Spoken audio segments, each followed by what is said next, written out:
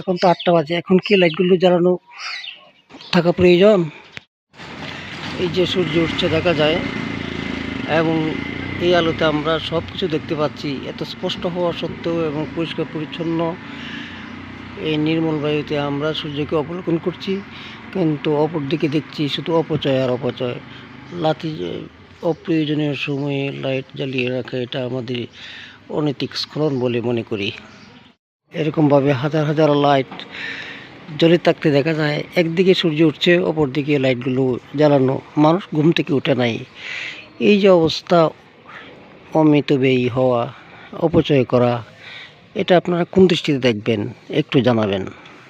এটা একটা মাদ্রাসা, এখানেও চলছে লাইট, এখনও চলছে লাইট। এই লাইটগুলো অপচয় হচ্ছে, অথচ আমরা ওরাই আগামী দিনের মানুষকে দিনই এলেমের জন্য ওয়াজ করবে এবং মানুষকে হেদায়েত করার জন্য চেষ্টা করবে, অথচ এই সব জায়গাতেই দেখা যায় বিদ্যুৎ জ্বলে থাকা। যে দেশের মানুষকে ভূভুক্ষ বলা হয়, অভাবী বলা হয়, তার নাম বাংলাদেশ। এই বাংলাদেশেই অহেতুক লাইটগুলো জ্বলা থাকে আমাদের যত্রতত্র, অথচ আমরা এখনও পর্যন্ত মিতব্যয়ী হতে পারিনি। এই হলো আমাদের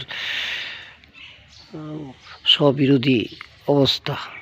এখনও প্রয়োজন নেই বাতি জ্বালানোর, অথচ বাতি জ্বালানো রয়েছে। অপচয়কারী শয়তানের ভাই হলে কেমনে এই লাইটগুলো দিনের বেলা জ্বালানো থাকে?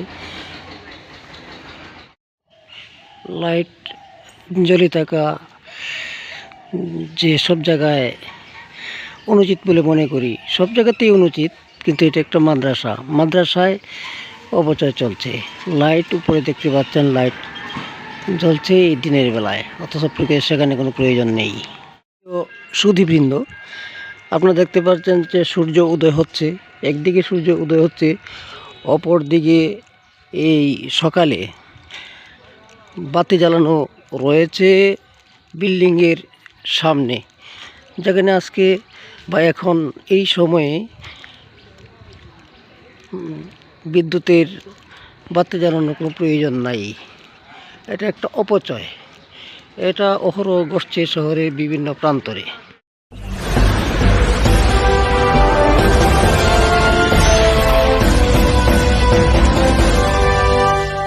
আপনারা দেখছেন রেজা বিডি চ্যানেল, সত্যের পথে কথা বলে।